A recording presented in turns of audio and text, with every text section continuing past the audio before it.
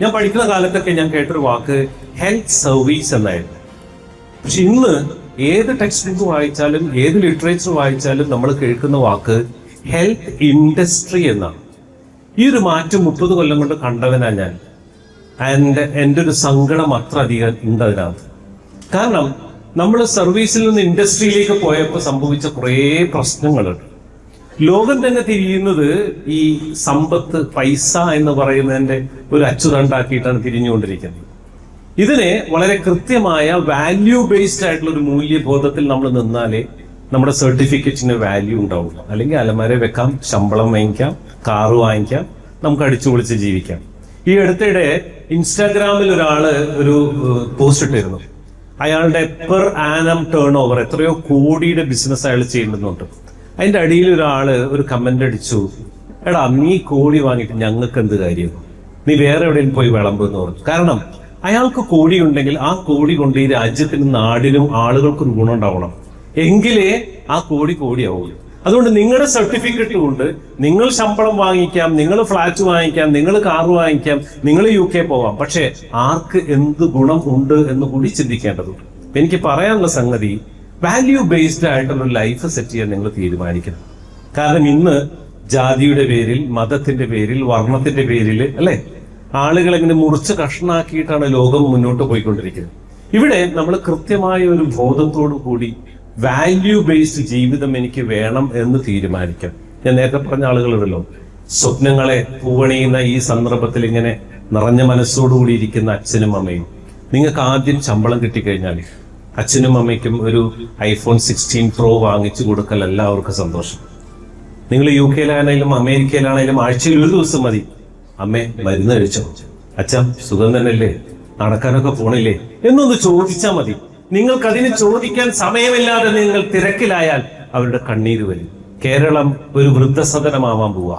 ഇവിടെ യൂത്ത്സ് ഇല്ല, എല്ലാവരും പോവാ.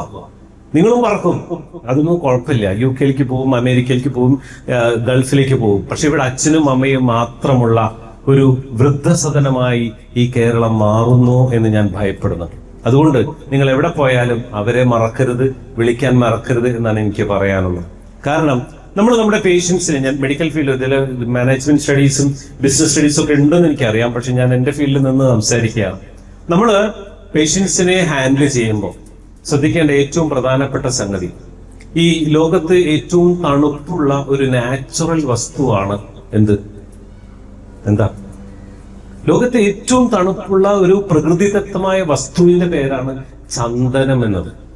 ഈ ചന്ദനം മനുഷ്യന്റെ ചിന്തയുടെ, ലോകത്തിന്റെ പ്രീഫ്രോണ്ടൽ കോർട്ടക്സ് എന്ന് പറയുന്ന തലച്ചോറ് നിൽക്കുന്ന നെറ്റിത്തടത്തിലെ ഈ നെറ്റിയിൽ ആ ചന്ദനത്തിന്റെ കുറി ചാർത്തി വരുന്ന വിശ്വാസിയും, ഈ പ്രപഞ്ചം മുഴുവൻ സൃഷ്ടിച്ച പ്രപഞ്ചനാഥന്റെ മുമ്പിൽ 5 നേരം നമസ്കരിച്ച് സാഷ്ടാംഗം നമിച്ച് നിസ്കാരത്താഴുമ്പുള്ള വിശ്വാസിയും, പരിശുദ്ധാത്മാവിനാൽ കന്യകയായ മറിയമിന്റെ ഗർഭാശയത്തിൽ രൂപം കൊണ്ട ജീസസ് എന്ന, ഈസ എന്ന, യേശു എന്ന ആ പിറന്ന പിഞ്ചുകുഞ്ഞിന്റെ ജന്മത്തിൽ പരിപൂർണമായി വിശ്വസിക്കുന്ന വിശ്വാസിയും ആരുമാവട്ടെ, അവർ നമ്മുടെ പേഷ്യന്റ് ആരായാലും അവരെ ഒരേപോലെ സ്നേഹിക്കാനും കൈകാര്യം ചെയ്യാനും ട്രീറ്റ്മെന്റ് കൊടുക്കാനും നമുക്ക് കഴിയുമ്പോഴാണ് നമ്മൾ മനുഷ്യരാകുന്നത്. അല്ലെങ്കിൽ നമ്മളെ സർട്ടിഫിക്കറ്റ് കൊണ്ട് യാതൊരു വിലയുമില്ല എന്ന് മനസ്സിലാക്കണം. സ്വന്തം രാജ്യത്തിന്റെ അതിർവരമ്പ് വലുതാക്കാൻ വേണ്ടി കഴിഞ്ഞ 2 കൊല്ലമായി പിഞ്ചു കുഞ്ഞുങ്ങളെ വെടിവെച്ച് കൊന്നുകൊണ്ടിരിക്കുമ്പോ നമ്മൾ ആരാണ്? കാഴ്ചക്കാരാണ്. ഒന്നും ചെയ്യാൻ പറ്റുന്നില്ല അല്ലെ? ഒരു മലയാളി സഹോദരി അവിടെ കുടിവെള്ളം കൊണ്ടെടുത്തപ്പോൾ നമ്മുടെയൊക്കെ രോമം എഴുന്നേറ്റ് നിന്നു. മലയാളിക്ക് അത്രയെങ്കിലും ചെയ്യാൻ സാധിച്ചല്ലോ എന്ന്. അതുകൊണ്ട് ആലോചിക്കുക, ലോകത്ത് പലതും സംഭവിക്കും, പക്ഷേ നമ്മളെ അടയാളപ്പെടുത്തണം. എനിക്ക് പറയാനുള്ളത്, നമ്മൾ ഇന്ത്യക്കാരാണ്. നമ്മുടെ രാജ്യത്തെ നമ്മൾ സ്നേഹിക്കണം. നമ്മുടെ രാജ്യത്തിൻ്റെതായ മൂല്യങ്ങളുണ്ട്, അതിനെ മുറുകെ പിടിച്ച് നമ്മൾ ജീവിക്കണം. ഈ രാജ്യത്തിന്റെ മഹാത്മാവായ രാഷ്ട്രപിതാവായ മഹാത്മാഗാന്ധിജി പറഞ്ഞ രാമരാജ്യ ദർശനം എന്ന് പറഞ്ഞൊരു സംഗതിയുണ്ട്. അങ്ങനെയൊക്കെ കേൾക്കുമ്പോൾ ചിലരുടെയൊക്കെ നെറ്റി ചുളിയുന്നുണ്ടാവും. രാമരാജ്യ ദർശനത്തിൽ ഗാന്ധിജി പറയുന്നത് എന്താണെന്നറിയോ? അപരവിചാരം അസ്തമിക്കുമ്പോൾ ഉദയം ചെയ്യുന്ന സംഗതിയുടെ പേരാണ് സ്വാതന്ത്ര്യമെന്ന്. പറഞ്ഞത് മനസ്സിലായോ? ഇല്ല, ഞാൻ പറഞ്ഞുതരാം. അപരവിചാരം എന്ന് പറഞ്ഞാൽ ഞാനും നീയും വ്യത്യസ്തനാണ് എന്ന ബോധം. അപരൻ, ഞാൻ വേറെ നീ വേറെ. ജാതിയുടെയോ മതത്തിന്റെയോ ധർമ്മത്തിന്റെയോ പണത്തിന്റെയോ ഒക്കെ പേരിലുള്ള വ്യത്യാസങ്ങൾ. ഈ വ്യത്യാസങ്ങളില്ലാതെ ഞാനും നീയും വ്യത്യസ്തരല്ല എന്ന ബോധം, അതിനെയാണ് അപരവിചാരം അസ്തമിക്കുക എന്ന് പറയുന്നത്. ഈ അപരവിചാരം അസ്തമിക്കുമ്പോൾ ഉദയം ചെയ്യുന്ന സംഗതിയാണ് സ്വാതന്ത്ര്യം എന്നാണ് ഗാന്ധിജി പറഞ്ഞിട്ടുള്ളത്. അതിനെയാണ് അദ്ദേഹം രാമരാജ്യ ദർശനം എന്ന് പറഞ്ഞിരിക്കുന്നത്. ഇവിടെ ഹിന്ദുവും മുസൽമാനും ക്രിസ്ത്യാനിയും ഒക്കെ വേറിട്ടവനല്ല, എല്ലാവരും ഒന്നാണ് എന്ന ദർശനത്തെയാണ് അദ്ദേഹം പറഞ്ഞത്. ആ പുണ്യാത്മാവിന്റെ നെഞ്ചിലേക്കും നമ്മൾ എന്ത് ചെയ്തു? നിറത്തൂക്കൊഴിച്ച് അവിടെ നിന്ന് ചോര പൊടിഞ്ഞ് പിടഞ്ഞു വീണ് മരിക്കേണ്ടി വന്നു. ഇതാണ് ലോകം. അതുകൊണ്ട് ഈ പറയുന്ന നമ്മുടെ മുന്നിലുള്ള എല്ലാ സംഗതികളിലും നമ്മൾ മനസ്സിലാക്കേണ്ട ഏറ്റവും പ്രധാനപ്പെട്ട സംഗതി നമ്മുടെ രക്തത്തിൽ അലിഞ്ഞിട്ടുള്ള നമ്മുടെ മൂല്യം എന്ന് പറയുന്നതാണ്. നിങ്ങളൊരു പക്ഷേ പാരാമെഡിക്കൽ കോഴ്സിന് വേണ്ടി DRS നോളജ് സിറ്റിയിൽ അഡ്മിഷൻ എടുക്കുമ്പോൾ നിങ്ങളുടെ ചിന്തയിലുണ്ടാവുക എത്രയും പെട്ടെന്ന് നല്ലൊരു ജോലി, അല്ലെ? എത്രയും പെട്ടെന്ന് നല്ലൊരു ജോലി. ഒരു ജോലി ഫോക്കസ് ചെയ്താണ് നിങ്ങൾ പഠിച്ചതെങ്കിൽ അത് മണ്ടത്തരാണെന്ന് പറയുന്ന ആളാണ്. അങ്ങനെ ജോലിക്ക് വേണ്ടി, ശമ്പളത്തിന് വേണ്ടിയല്ല മനുഷ്യൻ വിദ്യ നേടേണ്ടത്. വിദ്യ നേടേണ്ടത് മനുഷ്യനാവാനാണ്. അപ്പൊ നമ്മുടെ രക്തത്തിൽ എലിയുന്ന ഒരു മൂല്യബോധം ഉണ്ടാക്കിയെടുക്കുക എന്നാണ് ഏറ്റവും പ്രധാനപ്പെട്ട സംഗതി. ഒരു കാര്യം കൂടി പറയാം. ഈ ലോകത്ത് നിങ്ങൾ ഇനി ഇപ്പോൾ റെസ്പിറേറ്ററി മെഡിസിൻ അല്ലെ റെസ്പിറേറ്ററി തെറാപ്പി പഠിച്ചവരുണ്ടാവും, റേഡിയോളജി ഇമേജിംഗ് പഠിച്ചവരുണ്ടാവും, മെഡിക്കൽ ലബോറട്ടറി ടെക്നോളജി പഠിച്ചവരുണ്ടായിരിക്കും, സ്റ്റെറിലൈസേഷൻ പഠിച്ചവരുണ്ടായിരിക്കും. എന്ത് പഠിച്ചാലും നിങ്ങളുടെ മുമ്പിൽ വരുന്ന രോഗികളെ നിങ്ങൾ കൈകാര്യം ചെയ്യുമ്പോൾ ഒരു കാര്യം മനസ്സിലാക്കണം. അതെന്റെ ഒരു റിക്വസ്റ്റാണ്. ദയവ് ചെയ്ത് മനുഷ്യന്റെ അവയവങ്ങളെ ചികിത്സിക്കുന്നവരോ കൈകാര്യം ചെയ്യുന്നവരോ ആവരുത്. കിഡ്നിക്ക് ഡോക്ടറുണ്ട്, ഹാർട്ടിന് ഡോക്ടറുണ്ട്, പല്ലിന് ഡോക്ടറുണ്ട്, കണ്ണിന് ഡോക്ടറുണ്ട്, അല്ലെ? എല്ലാ അവയവങ്ങൾക്കും ഇന്ന് ഡോക്ടർമാരുണ്ട്, സ്പെഷ്യലൈസേഷൻ ഉണ്ട്. എനിക്കൊരു ചോദ്യമുണ്ട്, മനുഷ്യന്റെ ഡോക്ടർ എവിടെയെന്ന്? മനുഷ്യന്റെ ഡോക്ടർ എവിടെയെന്നൊരു ചോദ്യമുണ്ട്. ഞാനതാ പറഞ്ഞത്, ഹെൽത്ത് സർവീസിൽ നിന്ന് ഇൻഡസ്ട്രിയിലേക്ക് നമ്മൾ പോകുമ്പോൾ നമുക്ക് സംഭവിച്ച കുറെ അപജയങ്ങളെ കുറിച്ച് കൃത്യമായ ബോധം വേണം. തൊണ്ടയിൽ നിന്ന് ക്യാൻസർ വന്ന് ഒരു പിടി ചോറ് മീൻചാറിൽ മുക്കി ഇറക്കാൻ പറ്റാതെ ആഗ്രഹത്തോടു കൂടി പറയുന്ന പാലിയേറ്റീവ് പേഷ്യൻസിനെ ഞാൻ കണ്ടിട്ടുണ്ട്. നമ്മളവർ വീട്ടിൽ പോകുമ്പോൾ അവരോട് ചോദിക്കും, എന്താ വിശേഷം? ഒന്നുമില്ല ഡോക്ടറെ, ഇന്നലെ വീട്ടിൽ മത്തിക്കറി ഉണ്ടായിരുന്നു, ഒരു പിടി ചോറൊന്ന് തിന്നാൻ വലിയ ആഗ്രഹം, പക്ഷെ ഇങ്ങോട്ട് ഇറങ്ങണില്ല. അങ്ങനെ പറയുന്ന ക്യാൻസർ പേഷ്യൻസിനെ ചേർത്ത് പിടിക്കുമ്പോൾ നിങ്ങൾ പറയേണ്ടത് പ്രതീക്ഷയുടെ വർത്തമാനമാണ്. ഇത് മാറും. നമുക്ക് റേഡിയേഷൻ ചെയ്യണം, നമുക്ക് കീമോതെറാപ്പി ചെയ്യണം, സത്യമാണ്. പക്ഷേ ഇത് മാറും, നിങ്ങൾ തിരിച്ചു വരും, ഈ മഴയും തോരാതിരിക്കില്ല എന്ന് അവരോട് പറയാനുള്ള വാല്യൂ നിങ്ങളുടെ ബ്ലഡിലുണ്ടെങ്കിൽ മാത്രമാണ് ഈ തൊപ്പിക്ക്, ഈ ഗൗണിന്, ഈ സർട്ടിഫിക്കറ്റിന് അർത്ഥമുണ്ടാവുകയുള്ളൂ എന്നാണ് എനിക്ക് പറയാനുള്ളത്.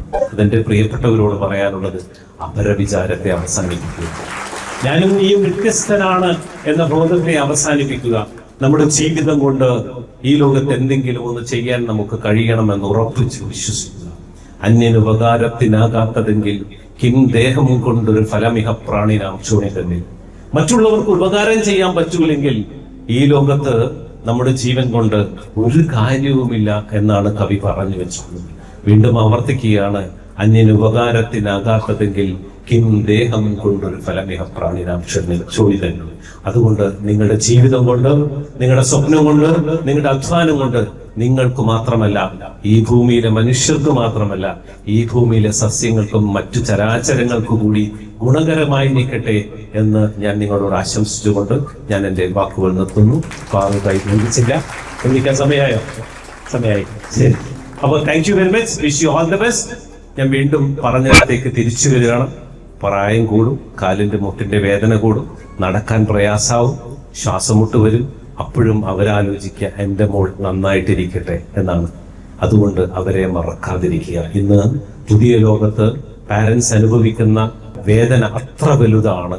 അത് നിങ്ങളൊരു പാരന്റിന്റെ സ്റ്റേജിലേക്ക് വരുമ്പോഴാണ് നിങ്ങൾക്ക് മനസ്സിലാവുക. അതുകൊണ്ട് നിങ്ങളുടെ കയ്യിലുള്ള സർട്ടിഫിക്കറ്റിനേക്കാൾ ഏറ്റവും മൂല്യമായിട്ടുള്ളത്, ഏറ്റവും അമൂല്യമായ ധനം എന്താണെന്ന് ചോദിച്ചാൽ നിങ്ങളുടെ പാരന്റാണ്.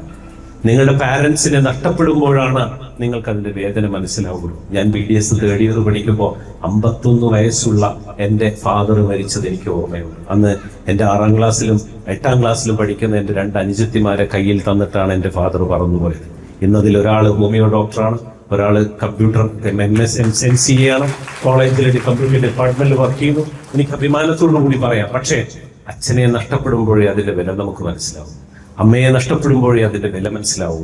അതുകൊണ്ട് അവർക്ക് ഒരു പക്ഷേ വിദ്യാഭ്യാസം ഉണ്ടാവുകയില്ല, നിങ്ങളുടെ വൈബ് ഉണ്ടാവുകയില്ല, നിങ്ങളുടെ ഹസ്ബൻഡ് നിങ്ങളുടെ ജീവിതത്തിലേക്ക് വരുമ്പോൾ ചിലപ്പോൾ സിങ്ക് ആവുന്നുണ്ടാവില്ല. പക്ഷേ ആ പാവങ്ങളെ നിങ്ങൾ അങ്ങനെ തന്നെ കൊണ്ടു നടക്കണം. അതാണ് നിങ്ങളുടെ കൈവെള്ളയിലെ ഏറ്റവും പ്രധാനപ്പെട്ട, ഈ ജീവിതത്തിലെ നിങ്ങളുടെ ഏറ്റവും വലിയ ധനം എന്ന് ഓർമ്മിപ്പിച്ചുകൊണ്ട് ഞാൻ സൈൻ ഓഫ് ചെയ്യുന്നു. Thank you very much.